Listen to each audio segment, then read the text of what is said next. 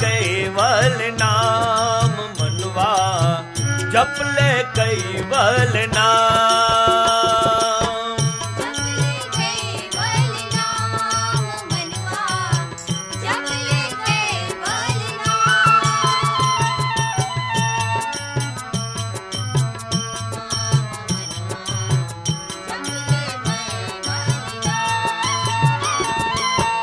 जप ले कैवल नाम मनवा जप ले कैवल नाम।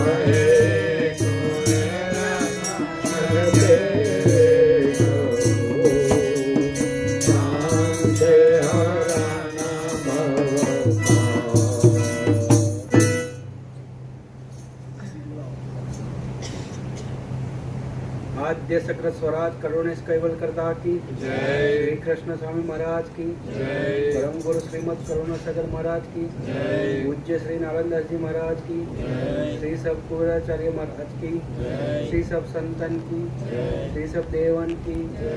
श्री ज्ञान संप्रदाय की जय। श्री गुरु गादी सारसापुरी की जय। श्री कैवल धाम की जय। कथा सत्संग प्रारंभ समय का साथ केवल साई। 3 વાર વંદન કરવાનું. સત કેવલ સાઈ. કેવલ હંસો સાત કેવલ સાહે. આજુબાજુ સૌને કહેજો સત કેવલ સાહે. બાજુવાળાને કહેજો જરા સત કેવલ સાહે. બાજુમાં બેઠા છે ને.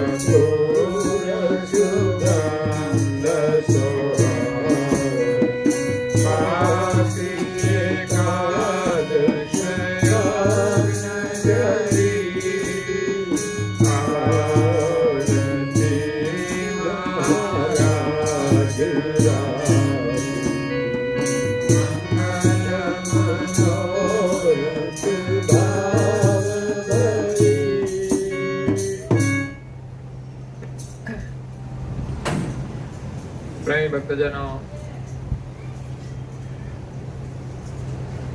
જ્ઞાન સંપ્રદાયના આદ્ય સ્થાપક અનંત બ્રહ્માંડાધીશ વિશ્વ નિયંતા સકર્તા સર્જનહારના પરમ વિશેષ અંશ સકર્તા સત કૈવલના મહાદ સજાણ જાણ સ્વરૂપને અનેક ન્યાયો દ્વારા પ્રત્યક્ષ પ્રમાણથી સ્વ અનુભવથી પ્રતિપાદન કરી આપનાર અનંત અંશોના તારણહાર પરમ મોક્ષના દાતા કૈવલ ધર્મ ધુરંધર મહાન સમર્થ પરમ શ્રેષ્ઠ પરમ વિભૂતિવાન પરમ દયાળુ પરમ કૃપાનિધિ સર્વજ્ઞ દિવ્ય પરમ ગુરુ શ્રીમદ કરુણા સાગર મહારાજના કૃપા પાત્ર જ્ઞાન ગતિના પૂર્ણ અધિકારી તેમજ અખંડ ઉપાસક પરમ પૂજ્ય શ્રી નારાયણદાસજી મહારાજ સ્વરચિત શણગાર આરતીને વિશે આરતીનું દર્શન કરાવતા કહે છે કે આરતી મહારાજ રાજ કી મંગલ મનોરથ ભાવ ભરી.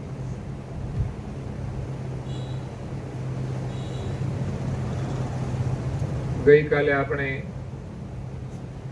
મંગલા આરતીનું દર્શન કર્યું કે જે આરતીથી આપણું કલ્યાણ થાય. શ્રદ્ધા અને વિશ્વાસથી દ્રઢ સંકલ્પ સાથે નિયમપૂર્વક કરશો તો ચોક્કસ આપણું બધાનું મંગળ થશે. વિજ્ઞાન મંગળના ગ્રહ ઉપર જવા પ્રયાસ કરે છે, પરંતુ મંગળને આપણા જીવનમાં સ્થાન આપવાનું છે કે આપણું મંગળ થાય.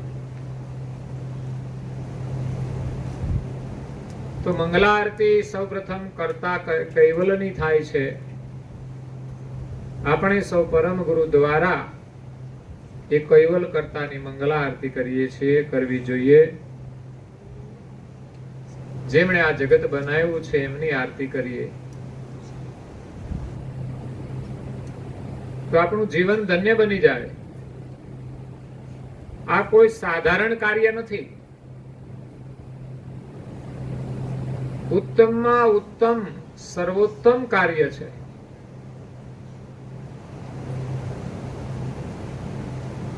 પૂરા ભાવથી જો આપણે આરતી કરીએ તો આપણું અંતર પવિત્ર થઈ જાય છે, મન શાંત થઈ જાય છે, બુદ્ધિ તેજસ્વી બની જાય છે અને ચિત્ત સર્જનહારના ચિત્તવનમાં લાગી જાય છે. તો મંગલા આરતી સાથે સાથે શણગાર આરતી જોડાયેલી છે. પરમ ગુરુની સેવા પૂજા કર્યા પછી શણગાર આરતી કરવાની હોય છે. મંગલા આરતી તો તમે સીધા સવારે ઉઠીને તમે દર્શન કરવા બેસો, પેલી મંગલા આરતી કરી લેવાની, પછી પરમ ગુરુનું વિધિવત પૂજન પુષ્પાદિ અર્પણ કરી અને પછી શણગાર આરતી હોય છે. પરંતુ કદાચ આપણે પેલા સેવા પૂજા કરીએ અને પછી મંગલા શણગાર સાથે કરીએ તો પણ ચાલે છે. બહુધા આપણે બંને આરતી સાથે કરતા હોઈએ છીએ. તો શણગાર આરતી એનું નામ છે કે પરમ ગુરુને શણગાર કર્યા પછી આરતી કરવાની. આપણે ત્યાં ઘણા મોટા મંદિરોમાં આ વિધિ પ્રમાણે થાય છે. મોટા મોટા મંદિરોની અંદર એના સમય પ્રમાણે આરતી થાય, સમય પ્રમાણે ભોગ થાય. પેલા બાલ ભોગ આવે, પછી રાજ ભોગ આવે.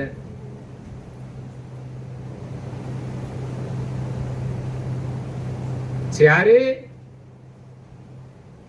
ઈષ્ટદેવ વિદ્યમાન હતા અને જે પ્રકારે એનો આદર કરવામાં આવતો હતો એ જ પ્રકારે મંદિરોની અંદર વિધિવત પૂજા આરતી અને પ્રસાદ ધરાવવામાં આવતો હોય છે. ગુરુ મહારાજને એવા સરસ શણગાર આપણે ધારણ કરાવીએ કે દર્શન કરવા માટે આપણી આંખો એના સ્વરૂપમાં સ્થિર થઈ જાય. વ્યક્તિનું આકર્ષણ શણગારથી હોય છે. સારા સારા કપડા પહેર્યા હોય એટલે પહેલા તો કપડાથી જ આકર્ષણ થઈ જાય,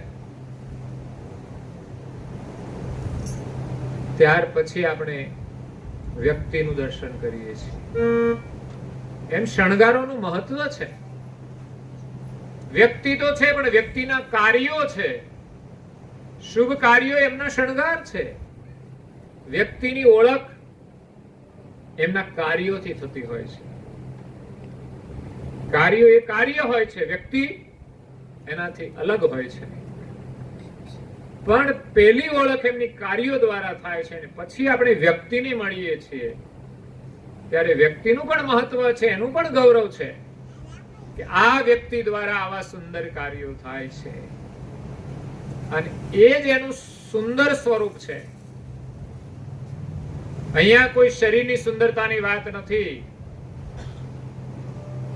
પણ વ્યક્તિના જીવનની સુંદરતાની વાત છે. વ્યક્તિના વિચારોની સુંદરતાની વાત છે, વ્યક્તિની વાણીની સુંદરતાની વાત છે. એ જ વ્યક્તિ સુંદર છે. માત્ર એકલા શરીરથી કે વસ્ત્રોથી જ માણસ સુંદર દેખાતો નથી. સ્વરૂપ સુંદર હોય, કપડાય સુંદર પહેર્યા હોય, ઘણા બધા દાગીના પહેર્યા હોય, પણ મુખમાંથી જો કડવી વાણી નીકળે તો એના સામે કોઈ જોતું નથી. પછી એમના શણગારનું કે વસ્ત્રોનું કે રૂપનું કોઈ જ મહત્વ નથી રહેતું.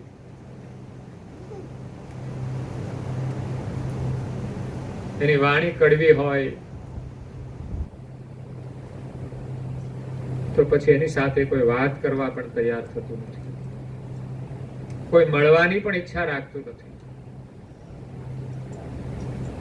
કડવી વાણી નીકળે ત્યારે એનું જે સુંદરતા છે સ્વરૂપની એ પણ લજ્જિત થઈ જાય. સુંદર કપડા પણ શરમાઈ જાય અને એના દાગીના છે એ પણ શોભે નહીં.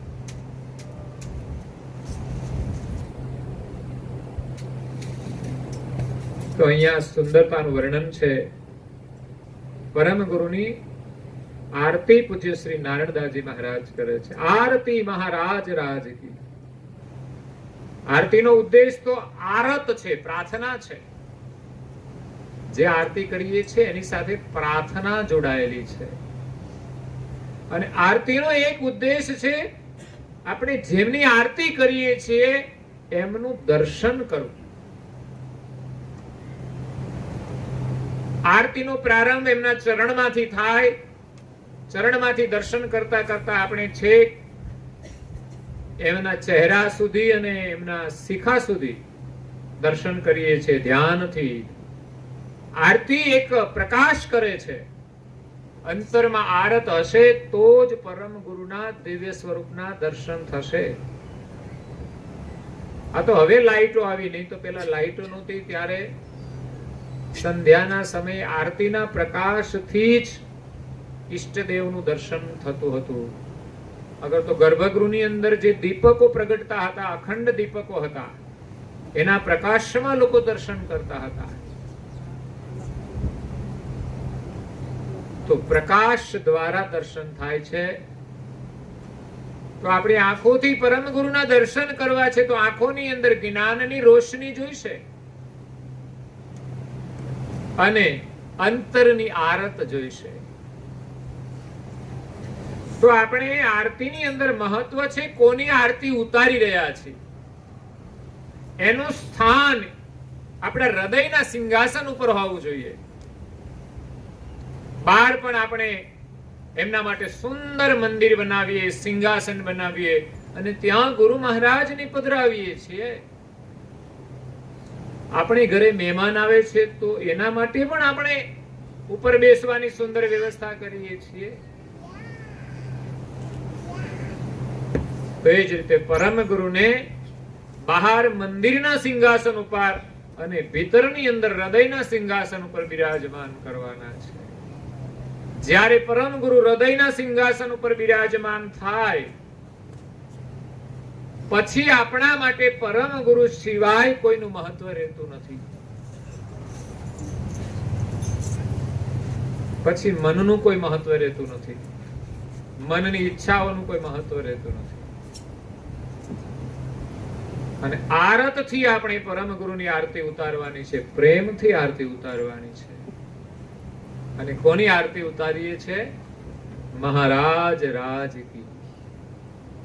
આ જગતની અંદર એમનું રાજ છે, મહારાજ. એવા રાજાની આરતી ઉતારીએ છીએ. આ કોઈ મહારાજ શબ્દ સામાન્ય નથી. આ શબ્દ પ્રયોગ બધે થાય છે. દેશનો એક રાજા હોય એના માટે પણ રાજા શબ્દ વપરાય.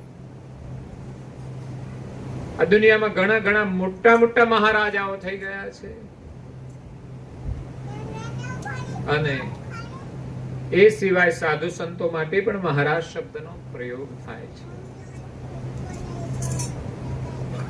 તો એ બધા પરંપરાગત એમનું સંબોધન થાય છે. પરંતુ કરુણાસાગર જે મહારાજ છે એ મહારાજા છે, આખા વિશ્વના જે રાજા છે. શ્રીમદ કુબેર ગુરુ ચક્રવર્તી જ્ઞાન અમલ જુએ કોઈ નર. જ્ઞાનના અમલથી કોઈ જુએ તો ખબર પડે કે કરુણાસાગર મહારાજ એ આખા વિશ્વના ચક્રવર્તી રાજા છે. પેલાના સમયમાં પણ નાના નાના રાજાઓ હતા, નાનું નાનું ક્ષેત્ર સંભાળતા હતા, એને રાજા કહેવાતા હતા. પણ એ બધા રાજાઓના માથે એક ચક્રવર્તી રાજા હોય, જેમણે યુદ્ધ કરીને બધાને જીતી લીધા હોય, એને ચક્રવર્તી રાજા કહેવાતા હતા.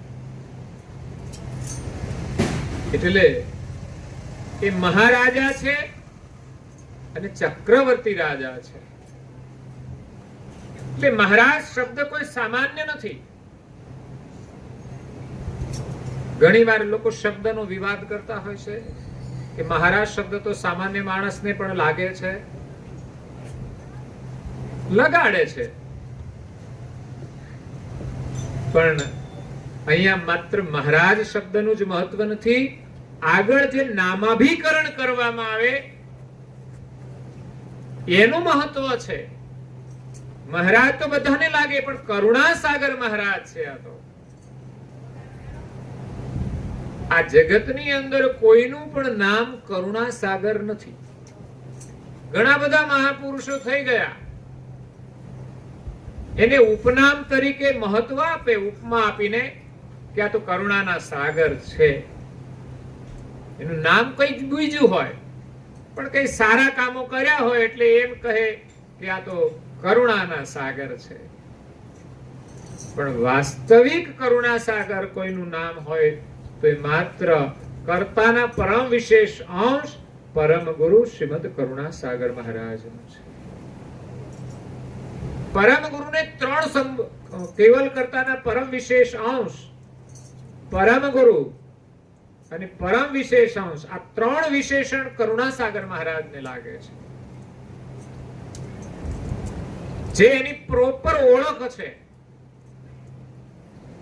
અને દિવ્ય પરમ ગુરુ એમના ગ્રંથોની અંદર પણ એ ત્રણેય વિશેષણોનો વિસ્તાર કર્યો છે. પરમ ગુરુએ પોતાની ઓળખ આપી છે કે હું કૈવલ કર્તાનો પરમ વિશેષ અંશ છું.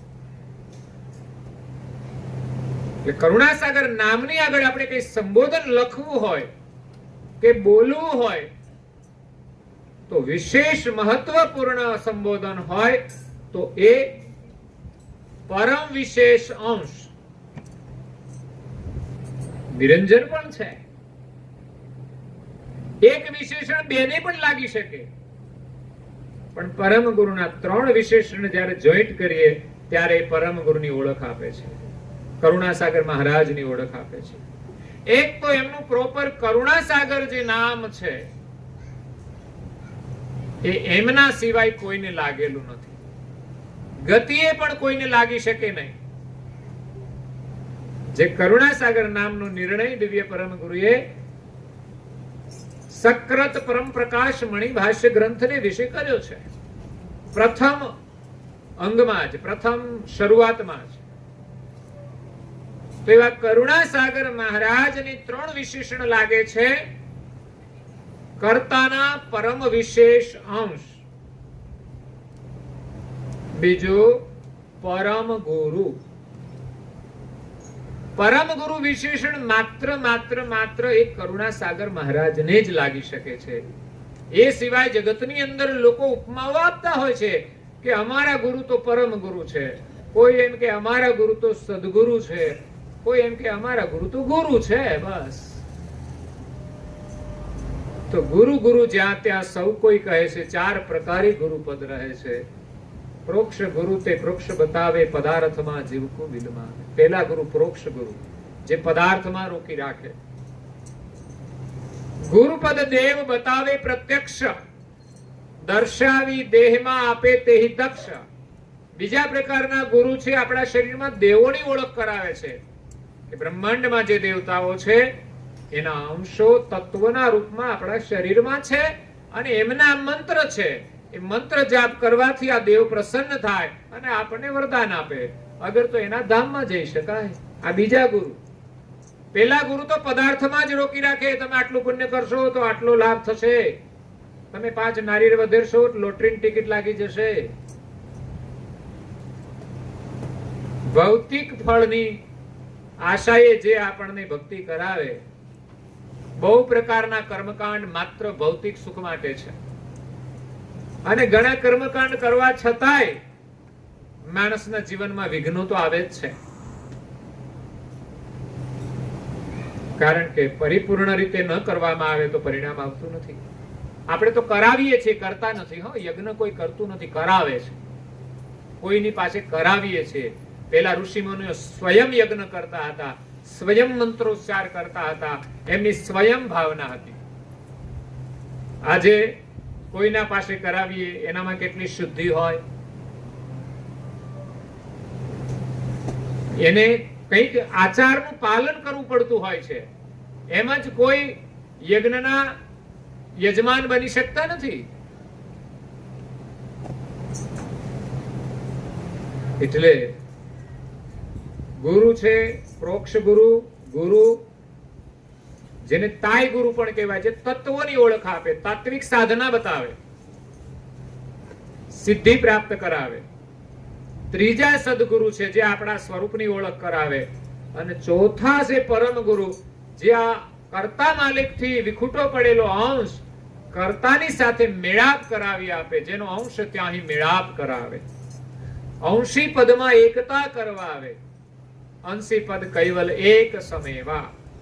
આ તેનું લક્ષ્ય પરમ ગુરુદેવા. જે ધામની અંદર સૃષ્ટિના સર્જનહાર એ કૈવલ બિરાજમાન છે, એમનું લક્ષ્ય લઈને કર્તાના પરમ વિશેષ અંશ કૈવલ વેત્તા, આ એક વિશેષણ લાગે છે.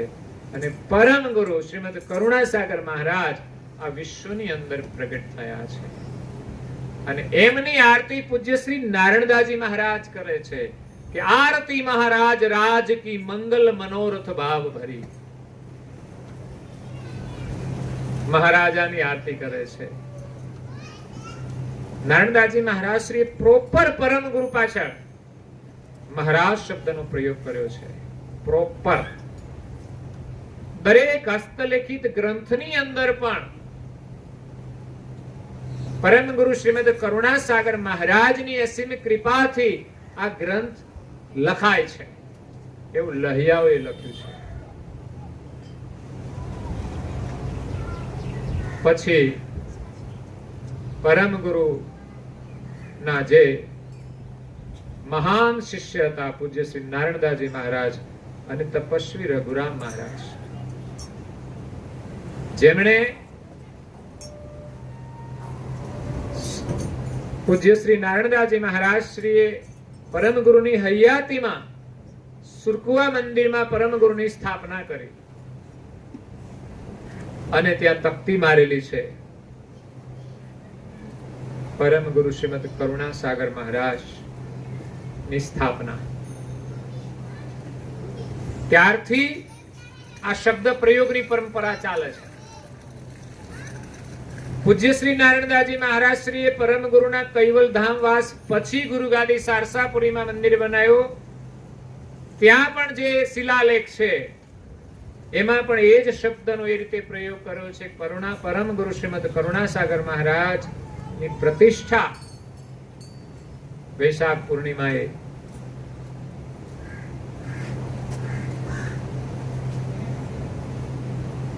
સંવંત 1946 કરેલી છે, એવું શિલાલેખમાં લખેલું છે. અને ત્રીજો શિલાલેખ સુરત પાસે ઉમરા ગામની અંદર પરમ ગુરુના મહાન તપસ્વી શિષ્ય રઘુરામ મહારાજ શ્રીએ પરમ ગુરુની જે સ્થાપના કરી છે એમાં જે શિલાલેખ લખ્યો છે એ લખ્યો છે પરમ ગુરુ શ્રીમદ કરુણાસાગર મહારાજની પ્રતિષ્ઠા. એમણે 1956 કરી છે. એટલે કરુણાસાગર મહારાજ નો જે શબ્દ પ્રયોગ છે ઘણા લોકોને સાધારણ માને છે, પણ આ તો પરમ ગુરુની હયાતીથી શબ્દ પ્રયોગ થયો છે, એટલે ગાદીની પરંપરામાં એ પ્રમાણે જ ચાલ્યું આવે છે. પછી તો બીજા અનેક શબ્દનો પ્રયોગ જ્યાં જ્યાં જેવું વર્ણન હોય ત્યાં થતો હોય છે. પ્રભુ છે, ઈશ્વર છે, એવા ઘણા શબ્દનો પ્રયોગ એના માટે કરવામાં આવ્યો છે. હરિ છે, પણ એ જે પ્રમાણે ગતિનું વિવેચન હોય એ પ્રમાણે એના શબ્દ પ્રયોગ હોય છે. પણ વાસ્તવિક સંબોધન પરમ ગુરુનું કરુણાસાગર મહારાજ છે. અને એક નામ હતું એનું કુબેર સ્વામી. એમ કહેવાય છે બાળપણનું નામ કઈ કુબેર સ્વામી હતું, બાલ કુબેર કહેવામાં આવે છે. હા, એમના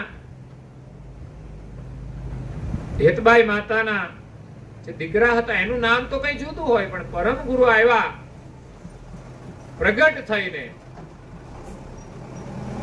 પછી તો એને સેજ પણ વાર લગાડ્યા સિવાય આ જગતની અંદર આવ્યા છે, એ નિમિત્તે એમનું નામ કુબેર પડેલું છે. પછી તો બાળપણમાં માતાએ એમના દીકરાનું નામ શું રાખ્યું હોય એ કોઈ ઇતિહાસ આપણે રાખતા નથી, કારણ કે ઇતિહાસની અંદર બહુ જ મતાંતરો હોય છે. આજે ઇતિહાસ આ હોય તો ભવિષ્યમાં ઇતિહાસ બદલાઈ જાય છે. હવે સૌની રીતે લોકો અર્થઘટન કરે છે. રામાયણ એક રામ થઈ ગયા, પણ રામાયણની અંદર અનેક મતભેદો છે. પાઠ્યાંતર રામચરિત્ર હોય છે, એમાં એક વસ્તુ સત્ય હોય છે, બાકી બીજા નવા નવા લોકો એમાં ઉમેરો કર્યો હોય. તો અહીંયા કરુણાસાગર મહારાજની શણગાર આરતી આપણે મંગલ મનોરથ ભાવ ભરી, મંગલારતીની જેમ મંગલ મનોરથ ભાવ ધારણ કરીને કે બસ પરમ ગુરુને એટલી જ પ્રાર્થના કરો કે અમારું સારું થાય. આપણે કોઈ વ્યક્તિગત માંગણી ન કરીએ કે મારે આ જોઈએ, મારે પેલું જોઈએ. જેમાં આપણું સારું હોય એની પ્રાર્થના કરીએ કે અમારું કલ્યાણ થાય, અમારું સારું થાય. સારાની અંદર બધું સારું જ આવે. પછી આપણે વ્યક્તિગત માંગણી કરીએ એનાથી કદાચ આપણું સારું ના પણ થાય. આપણે તેમ કહીએ આવી સરસ સરસ મોંઘી ગાડી અમને મળી જાય, પણ ગાડીથી સારું જ થાય એવું થોડું છે? ખાડામાં પણ ઉતરી જાય. અને એમાં તો આપણી વ્યક્તિગત ઈચ્છા હોય પાછી કઈ કંપનીની સારી આવે, ઊંચામાં ઊંચી કઈ આવે. ભગવાન પાસે માંગવાની હોય પછી સારું જ માંગવાનું હોય, પણ એ જરૂરિયાત નથી હોતી આપણી ઘણી વાર. તો એ માગણી આપણા માટે બિનજરૂરી છે. પણ આપણું કલ્યાણ થાય એના માટે આપણે પરમ ગુરુની આરતી કરીએ, આરતપૂર્વક પ્રાર્થના કરીએ, મંગલ મનોરથ ભાવ ભરી. અને ખાસ કરીને આરતીનો ઉદ્દેશ પરમ ગુરુના દર્શન કરવાનો છે. કે પરમ ગુરુ જે દિવ્ય દેહ ધારણ કરીને આવ્યા હતા, એમનું સ્વરૂપ આપણે પધરાયું છે, એની અંદર એ જ સ્વરૂપ પ્રગટ વિદ્યમાન દેખાય. કે પરમ ગુરુ અહીંયા બિરાજમાન છે એવા ભાવથી આપણે આરતી કરીએ. અગ્ર કપૂર સુગંધ સુહાવ. આરતીની અંદર સુગંધી દ્રવ્યોનો ઉપયોગ કરવો જે સાત્વિક સુગંધ હોય. અગર છે, કપૂર છે, અગરબત્તી તો વાપરીએ છીએ ક્યારેક ક્યારેક પ્રસંગોપાત લોકો કપૂર પણ લાવતા હોય છે, ધૂપ પણ થતા હોય છે. તો થોડા સુગંધી દ્રવ્યો એટલે બહુ થઈ ગયું, પણ જેટલું શુદ્ધ હોય એટલું વધારે સારું. બાતી એકાદશી યજ્ઞચરી, એ તો ગઈકાલે પણ વાત આવી મંગલા આરતીમાં કે 11 બત્તીઓ વાળી આરતી કરવાની છે. અહીંયા નારાયણદાસજી મહારાજ પણ એમ કહે છે કે તમારે 11 બત્તી વાળી આરતી કરવાની છે, કારણ કે ભગવાને આપણને 11 બત્તીઓ આપી છે, 10 ઇન્દ્રિયો અને 11મું મન. આ 11 ને જયારે પ્રગટાવીશું ત્યારે જ આપણને પરમ ગુરુના દર્શન થશે. પછી તો ઔપચારિક આપણે 5 દિવેટો પણ કરતા હોઈએ. ક્યારેક ઘરમાં 3 દિવેટની પણ આરતી હોય અને 1 દિવેટની પણ આરતી હોય છે. એકની કરો તો પણ વાંધો નથી, એકમુખી આરતી છે. બહુધા નાના પરિવારની અંદર, ઘરોની અંદર એકમુખી આરતી હોય છે. આરતી હંમેશા એકી સંખ્યામાં હોય છે. 1 હોય, 3 હોય, 5 હોય, 7 હોય, 9 હોય, 11 હોય, એમ એકી સંખ્યામાં આરતી થતી હોય છે. તો અહીંયા આપણે પરમ ગુરુની ભાવથી શણગાર આરતી કરીએ અને પરમ ગુરુના શણગારનું દર્શન કરીએ. શણગારની શોભાનું દર્શન કરવાનું છે. હવે કેવા શણગાર પરમ ગુરુએ ધારણ કર્યા છે? નારણદાસજી મહારાજ શ્રી એનું દર્શન આપણને કરાવે છે. નહીં તો ઘણાને દર્શન કરવાની દ્રષ્ટિ પણ હોતી નથી. પરમ ગુરુના દર્શન આપણે ભાવથી કરવાના છે. દર્શન માત્રથી આપણા દુઃખો શાંત થઈ જાય, સમાપ્ત થઈ જાય. તમે મંદિરમાં દર્શન કરવા જતા હો તો ગર્ભગૃહ છે, એમાં 3 નીચે ચોપાઈઓ લખેલી છે. પહેલી બાજુ, વચ્ચે અને જમણી બાજુ. તો પહેલી બાજુ કર્તાનું સ્થાપન છે, એટલે કર્તાની અંગીકૃત ચોપાઈ છે. મધ્યની અંદર પરમ ગુરુ બિરાજમાન છે. ત્યારે પરમ ગુરુને આપણે જે સ્તુતિ કરવાની છે એ શબ્દનો પ્રયોગ ત્યાં કર્યો છે. કૈવલમ દિવ્ય સાક્ષી આદિ કર્તારમ કૃપાનિધે પ્રણતઃ કલેશ નાશાય અનંતાય નમો નમઃ. તમે બેસો તો અવશ્ય એટલું સ્મરણ કરીને પગે લાગજો. અને ત્રીજી ચોપાઈ એમ કે છે નારણદાસજી મહારાજ કે દર્શન તે સબ દુઃખ ગયા નિરખ્યા શ્રીમત કુબેર, નારણદાસ ધન્ય શરણ કો પાયા નિજ ઘર મગ શેર. મને નિજ ઘરને પ્રાપ્ત કરવાનો માર્ગ મળી ગયો. એવા પરમ ગુરુને ધન્યવાદ છે. અને બીજું, પરમ ગુરુના દર્શન કરવાથી મારા બધા જ દુઃખો સમાપ્ત થઈ ગયા. દર્શન તે સબ દુઃખ ગયા નિરખ્યા શ્રીમત કુબેર. એ નારણદાસજી મહારાજનું કેવું દર્શન હશે એ દ્રષ્ટિ આપણે આ શણગાર આરતીમાંથી પ્રાપ્ત કરવાની છે. મંદિરની અંદર જઈએ, દર્શન કરીએ તો આપણને ખ્યાલ આવવો જોઈએ કે આજે પૂજામાં આ ખામી છે. ત્યાં અખંડ દીપ પણ પ્રગટેલો છે. તમે દર્શન કરતા હશો કે નહીં મને ખબર નહીં. અખંડ દીપના દર્શન પણ મહત્વના છે. ત્યાં જે મૂકવામાં આવ્યો છે, આપણા જીવનની અંદર પણ અખંડ જ્ઞાનની જ્યોતિ પ્રગટ થાય, અખંડ પ્રકાશ પ્રાપ્ત થાય. એટલે દર્શનની સાથે સાથે દીપ દર્શન પણ મહત્વના છે. દીપ દેવતાને પણ વંદન કરવામાં આવે છે કે આપ અમારા હૃદયની અંદર પ્રકાશ કરો, અમારા અંધકારને દૂર કરો. પેલો શ્લોક આવે છે ને સંસ્કૃતમાં, ઓમ અસતો માં સદગમય તમસો માં જ્યોતિર્ગમય મૃત્યોર્મા અમૃતમ ગમય. તમસો માં જ્યોતિર્ગમય, તમ એટલે અંધકાર, તમ તરફથી અમને પ્રકાશ તરફ લઈ જાઓ. તમસો માં જ્યોતિર્ગમય મૃત્યોર્મા અમૃતમ ગમય. મૃત્યુ તરફથી અમને અમૃતત્વ તરફ લઈ જાઓ. જન્મ મરણ જે આપણું થાય છે તો અમને અમરત્વ તરફ લઈ જાઓ કે અમારે જન્મવું અને મરવું ના પડે. તમસોમાં જ્યોતિર્ગમય મૃત્યોર્મા અમૃતમ ગમય. તો એ રીતે દીપ દર્શનનું મહત્વ છે, પરમ ગુરુના દર્શનનું મહત્વ છે. આગળની ચોપાઈ આપણને એમ કે છે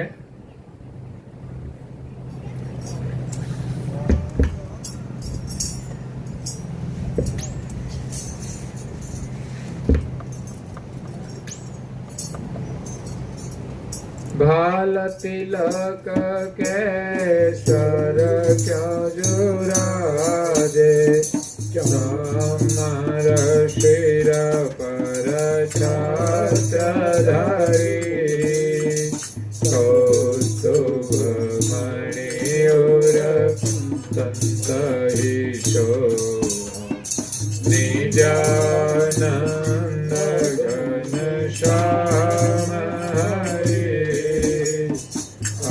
આરતી મહારાજ આજે મંગલ મનોરથ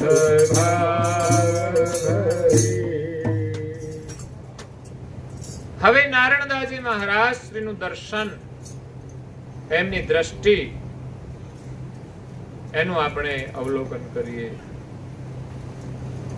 પૂજ્ય શ્રી નારણદાસજી મહારાજ મંગલ મનોરથ ભાવ સાથે 10 ઇન્દ્રિયો અને 11માં મનની આરતી પ્રગટાવી અગ્ર કપૂર સુગંધ દ્રવ્ય સાથે પરમ ગુરુનો દર્શન કરે છે આરતી દ્વારા. તો પ્રથમ દર્શનમાં શું જુએ છે? ભાલ તિલક કેસર ક્યો જુ રાજે. ગુરુ મહારાજના ભાલની ઉપર જે સુંદર તિલક શોભાયમાન છે.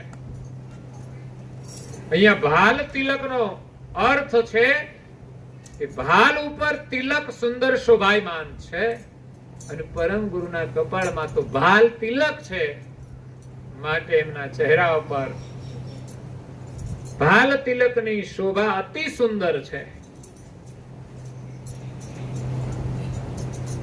તો ભાલ તિલક આપણા ચહેરાની શોભાને વધારે છે. આપણો ચહેરો સાત્વિક બનાવે છે અને સાત્વિક ચહેરાની શોભા વિશેષ મહત્વની છે. તિલક ધારણ કરવાથી આપણા ભીતરમાંથી નિરંતર પ્રસન્નતા પ્રગટે છે. આપણો ચહેરો સહજ પ્રસન્ન રહે. જીવનમાં આવતી મુસીબતોમાં પણ આપણે ઉદાસ ન થઈએ અને ખુશ રહીએ. જીવનમાં સુખ અને દુઃખ તો આવે છે, મુશ્કેલીઓ આવે છે ડગલે ને પગલે, એમાં પણ આપણે ધૈર્ય ધારણ કરીને રહીએ. એ પ્રસન્નતા ભાલ તિલક દ્વારા આપણને મળી શકે છે. કારણ કે ભાલ તિલક થી પરમ ગુરુના સ્વરૂપનું જે સુંદરતા છે એ અતિ શોભાયમાન છે. કેટલું સુંદર દેખાય છે. અને મને પણ જેના કપાળમાં હું ભાલ તિલક જોઉં છું તો એ ભાલ તિલક કેટલું સુંદર શોભાયમાન થાય છે. જ્યારે ભાલ તિલક સુંદર શોભાયમાન હોય ત્યારે જગ્યા પણ શોભાયમાન બની જાય છે. આપણા આંગણામાં એક નાનો છોડ વાવીએ તો છોડ તો સુંદર દેખાય છે, પરંતુ આપણું આંગણું પણ સુંદર દેખાય છે. એ જ રીતે આપણા કપાળમાં ભાલ તિલક તો સુંદર દેખાય, પણ સાથે સાથે આપણો આખો ચહેરો સુંદર દેખાય છે. તો પરમ ગુરુએ આપણને આજ્ઞા કરેલી છે ભાલ તિલક કરવાની, તો કરીએ તો આપણું ભાગ્ય છે. પરમ ગુરુ એમ કહે છે કે તમે ભાલ તિલક નથી કરતા, કેમ હે અભાગી જીવો? ભાલ તિલક કરવાથી આપણું સૌભાગ્ય બને છે, અખંડ ધણીની પ્રાપ્તિ થાય છે, એમના આશીર્વાદ મળે છે, એમની સાથે આપણી સુરતા જોડાય છે અને એના પ્રેમનું આ પ્રતીક છે. સૌભાગ્યવતી જે બહેનો છે એના કપાળમાં ચાંદલો હોય, કદાચ કુંવારી દીકરીઓ ન કરે તો કઈ વાંધો નહીં, પણ જે સૌભાગ્યવતી છે એના કપાળમાં અવશ્ય તિલક હોય, ચાંદલો હોય, માથામાં સિંદૂર પૂરેલું હોય, ગળામાં મંગળસૂત્ર હોય, હાથમાં કંકણ હોય અને માથાના વાળ છે ને એ બાંધેલા હોય. છૂટી જટા મૂકી હોય ત્યાં સુધી સમજવાના છૂટા જ ફરતા હશે. છૂટા ફરતા હોય સમજવાનું છૂટા ફરતા હોય. બાકી એક જગ્યાએ બંધાઈ જાય ને એના વાળ પણ બંધાઈ જાય. પણ અત્યારે તો લોકો છૂટા જ ફરે છે. હા હેલો કરે, શું કરવાનું? ગમે એની હાથે હાથ જોડવાના, એટલે એ છૂટા જ ફરે. પછી ઘરમાં ગડબડ થઈ જાય એટલે કનેક્શન તો ઘણા બધા હોય, એટલે એની તરફ પ્રેમ વધી જાય છે. ઓફિસોમાં જતા હોય તો ઓફિસોમાં સંબંધ જોડાઈ જાય છે. અગર તો એની હારે જોડાય એટલે ઘરે ગડબડ થઈ જાય છે. પણ વાળ બાંધી રાખો ને તો તમારી સુરતા બંધાઈ જશે. હા, વ્યવહાર બધાની સાથે રાખવાની છૂટ હોય છે. મર્યાદા સાથે બધાની સાથે વાતચીત પણ કરી શકાય છે. એટલે તો આપણે ત્યાં શાસ્ત્રોમાં બધી મર્યાદાઓ મૂકી છે. સમય પ્રમાણે બહેનો વ્યવસાય કરે છે, પણ એની મર્યાદાઓ સાચવવી જોઈએ. પહેલાના સમયની અંદર ભાઈઓના મિત્રો ભાઈઓ હતા અને બહેનોના મિત્રો બહેનો હતા. એને શબ્દ પ્રયોગ જ બેનપણી હતો, ત્યાં સુધી સારું હતું. પણ જ્યારથી આ મિત્રતાની અંદર ભેળસેળ થઈ છે ને, ત્યારથી બગાડ શરૂ થયો છે. અત્યારના મોટા ભાગના છોકરા યુવાનો કે છોકરીને પૂછો તો એને કેટલાય બોયફ્રેન્ડ ને ગર્લફ્રેન્ડ હશે ભેગા. આ બધી ગડબડ વાળી વાત છે. આગળ જતા એના અંગત જીવનની અંદર મુશ્કેલીઓ ઉભી કરવા વાળી વાતો છે, વ્યવહારો છે. હા, તમારે મિત્રો કરવા હોય તો ભાઈઓ ભાઈઓ જ મિત્રો કરે, બહેનો બહેનો મિત્ર કરે. બાકી વિજાતિની અંદર મિત્રો જ વ્યવહાર કરવાની જરૂર જ નથી. સંબંધો છે ઘણા બધા, સંબંધ રિલેશન હોય એમાં મર્યાદાઓ હોય છે. પણ જયારે મિત્રનો સંબંધ છે ને, એ ભેળસેળ વાળો હોય છે. ક્યારે મર્યાદા છૂટી જાય ખબર પડે નહીં. ઘણા લોકો 2 વર્ષ લગ્ન થઈ ગયા પછી છૂટાછેડા લે. કેમ? તો કે ગમતી નથી. લે તારે 2 વર્ષ પછી ગમતી નથી કેમ? તો કોઈ નવી ગમે છે માટે. તો ઘાટઘૂટમાં ફેરફાર થઈ જાય તોય ના ગમે. આવ્યા હોય ત્યારે સરસ હોય, પછી આવ્યા પછી થઈ જાય ડબલ. એવા પ્રશ્નો ઓછા હોય છે, પણ સ્વભાવથી એકબીજા ગમતા નથી. એકબીજાના ચારિત્ર્યથી એકબીજા દૂર થઈ જાય છે, માટે લોકોને ગમતા નથી. એટલે પરમ ગુરુની સાથે આપણી એકતા કરવાની છે. ત્યારે આપણા કપાળમાં આપણે ભાલ તિલક કરીએ. એક સૌભાગ્યનું પ્રતીક છે. જેમ બહેનોના 5 શણગાર બતાવ્યા સૌભાગ્યના, જેને ધારણ કરવાનો એનામાં ઉમંગ હોય છે. એમના પતિ પ્રત્યેનો જે પ્રેમ છે એનું એક ગૌરવ હોય છે. એક બેન અહીંયાથી સિંદૂર પૂરતા છે, અડધા માથા સુધી પૂરે. આખું લાંબુ સિંદૂર પૂરે. બહુ કોઈએ પૂછ્યું, પ્રશ્ન થાય કે ના થાય?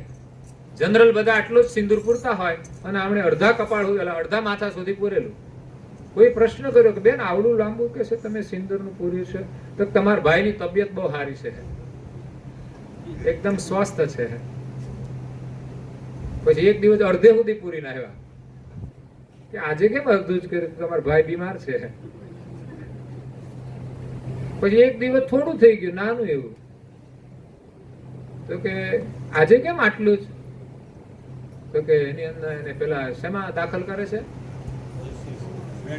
વેન્ટિલેટર ઉપર છે, આઈસીયુમાં છે. હવે જવાની તૈયારીમાં છે એમાં.